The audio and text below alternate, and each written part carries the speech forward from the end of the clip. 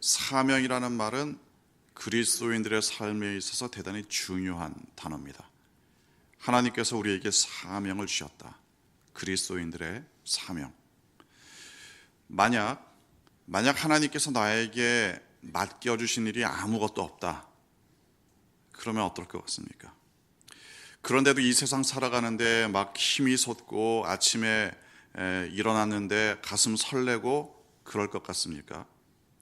이렇게 생각을 하시면 됩니다. 예를 들어 어렵게 회사에 취직을 했는데 회사에서 아무 일도 안 시킨다. 물론 돈을 받으니까 일을 하지 않더라도 돈만 받으면 괜찮은 거 아닌가? 물론 돈을 안 받는 것보다는 나을 수도 있을 겁니다. 하지만 그게 참 힘든 일입니다. 제 친구 중에 남들 다 들어가고 싶어하는 대기업에서 부장까지 승진했다가 일찍 그만둔 친구가 있습니다. 그때 주위에서는 다들 염려했죠. 왜 그만두냐? 네가 받는 월급이 얼만데. 그런데 그 부장이라고 해도 다 똑같은 부장은 아니라고 하더군요. 부장이어도 만약에 승진을 못하면 회사에서 더 이상 일을 안 준답니다. 그래도 그 받는 월급이 얼만데 계속 버텨야 되지 않느냐? 실제로 그런 사람도 있다고 합니다. 회사에서 일을 시키지는 않지만 그냥 일을 안 하지만 회사에 출근하시는 분들, 이분들은 회사에서 전혀 신경을 안 쓴다고 합니다. 그리고 주변에서 보는 시선과 본인이 느끼는 일들이 너무 무게감이 있어서 굉장히 힘들어한다고 이야기를 하더군요. 그래서 자기도 이 회사의 비전을 생각을 해볼 때 자기가 하려는 일과 맞지 않기 때문에 결국 일이 없어지기 전에 자기가 하고 싶은 일을 찾아서 회사를 일찍 그만두었다. 이게 그 친구의 이야기였습니다. 그리스도인이 되었는데 만약 하나님께서 나에게 아무 일도 맡기지 않으신다. 이건 참 곤란한 일입니다. 물론 구원받는다는 것은 감사한 일입니다. 천국에 간다는 것도 정말 놀라운 은혜입니다. 하지만 이 땅을 살아가는데 하나님께서 나에게 하나님의 백성으로서의 일을 맡기지 않는다. 이건 생각하면 생각할수록 너무나 힘든 일입니다. 하지만 분명한 사실은 이겁니다. 걱정할 필요가 없습니다. 우리가 그리스도인이 되는 순간, 하나님의 백성이 되는 순간 동시에 하나님께서는 우리에게 사명을 주십니다. 다만 사명이라는 것은 다양할 수 있습니다. 때로는 한 민족을 구원해내는 사명을 주실 수도 있습니다. 때로는 허락하신 땅을 차지하기 위해서 고분분투해야 할 수도 있을 겁니다. 때로는 온 세상에 복음을 전파하기 위해서 온 동네를 다 돌아다녀야 할 수도 있을 겁니다.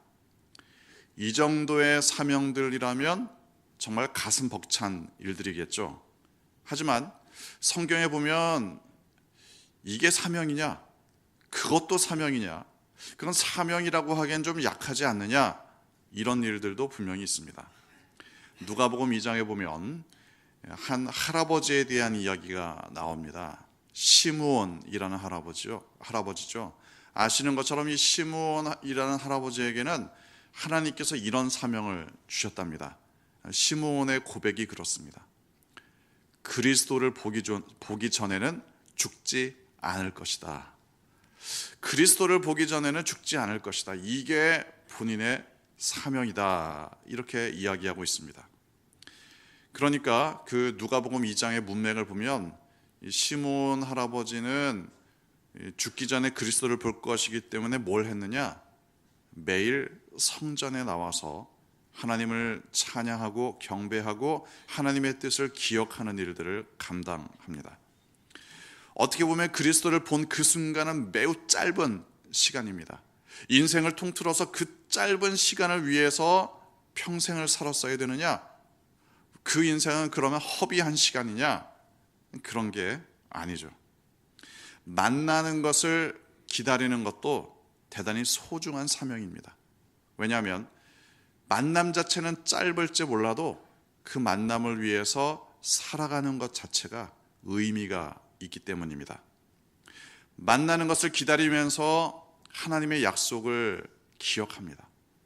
하나님께서 이 땅 가운데 메시아를 허락하실 것이다. 그 약속을 잊지 않고 살아간다는 것 자체가 그 사명을 받은 사람에게는 커다란 축복입니다. 이렇게 생각하시면 되겠죠. 우리 주변에 가족이라든가 친구들의 생일을 축하하는 경우들이 있습니다. 그런데 그 생일을 축하한다는 것이 그 생일 당일에만 생일이네? 그래 축하해. 거기서 조금 더 나가서 케이크도 촛불도 붙이고 그럴 수 있으면은 그것도 괜찮습니다. 잘 생각해 보면 하지만 약간의 함정이 있습니다. 그 사람의 생일에만 잠깐 그것을 기억해 주는 게 과연 무슨 의미가 있는가? 케이크를 자르는 것이 과연 무슨 의미가 있는가? 그래서 제 주변에는 실제로 자기 생일 축하해 주는 걸 별로 원치 않는 사람이 있습니다. 왜 원치 않느냐?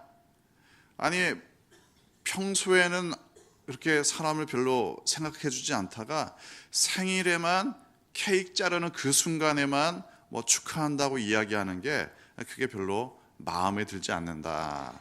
그분의 이야기는 그런 겁니다. 우리가 생일을 축하하는 것 대단히 중요하지만 그 생일을 기다리면서 기대하면서 또 그 사람에 대해서 생각을 하면서 살아간다는 것이 더 중요합니다.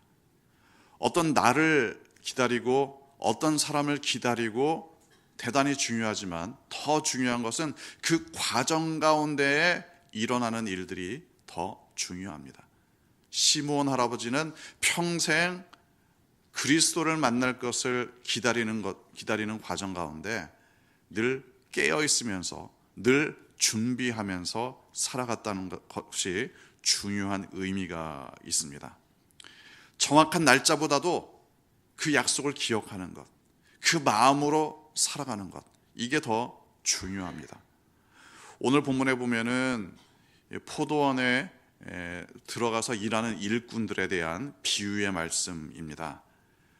잘 아시는 것처럼 이 주인이 포도원 일꾼들을 데리고 포도원으로 들어가는데 이게 딱 한 번 데리고 들어간 것이 아니었습니다. 보면 이른 아침에 나가서도 포도원의 일꾼을 데리고 포도원으로 들어가기도 하고 여러 시간대에 포도원의 일꾼들을 섭외해서 포도원에 들어갔습니다. 그 이른 아침에 포도원에 들어갈 일꾼을 찾을 때에는 전혀 문제가 없어 보였습니다. 그런데 3절 보면 3시에 나가보니 장터에 놀고 서 있는 사람들이 또 있었다. 이스라엘의 이 시간 개념으로 보면 해가 떠서 해가 질 때까지 대략 12시간 정도를 시간으로 나눴습니다. 그러니까 제3시다. 이건 대략 9시 정도, 아침 9시 정도가 되겠죠. 자, 아침 9시 정도에 나가보니까 장터에 놀고 서 있는 사람들. 놀고 서 있었다. 또 나중에 반복됩니다. 6절 말씀 후반부에 보면 그 주인이 이렇게 물어보죠. 너희는 어찌하여 종일토록 놀고 여기 서 있느냐. 여기 놀고 서 있었다는 이 표현, 헬라어 본문을 보면 이건 그냥 재밌게 놀고 있었다, 딴짓하고 있었다 이런 의미보다는 일을 하고 있지 않았다. 이걸 좀 더 강조하는 단어입니다. 그러니까 일을 하고는 싶은데 일을 할 준비는 되어 있는데 일을 할 수 있는 기회가 없었다는 거죠. 일할 능력도 있고 일할 의사도 있고 모든 것을 다 준비하고 있는데 정작 일이 없어서 일을 못하고 있다.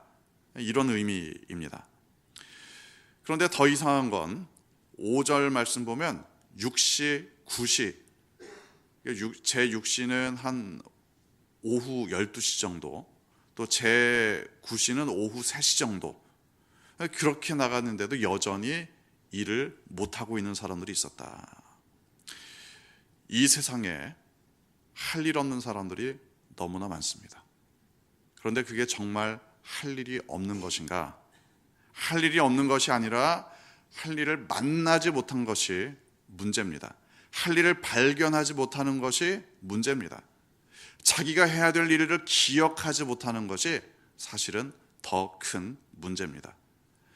6절 말씀 보면 11시에도 이 주인은 일꾼을 찾으러 나갔습니다.